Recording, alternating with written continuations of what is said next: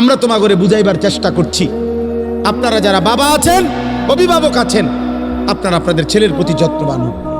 খাট পালং আর সোফার ফার্নিচার, বিল্ডিং আর ইট, টাইলস আর বাথরুম নিয়া এত ব্যস্ত হইয়েন না। 1000 বছর যাবত, লাখো বছর মানুষ টাইলস ছাড়াও ঘুমাইছে বাপ, কিন্তু ইমান ছাড়া যেন না ঘুমায়। মাটির বিছানায়ও ঘুমাইলে কিছু হয় না রে বাপ, কিন্তু সেজদা ছাড়া ঘুমাইলে বিপদ হবে রে বাপ।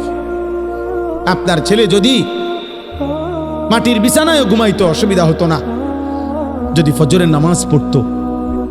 আর লাখ টাকার যদি পালঙ্কেও ঘুমায় অথচ ফজরের নামাজ পড়ে নাই, তো বিপদ হবে আপনারও, আপনার ছেলেরও, মেয়েরও, স্ত্রীরও।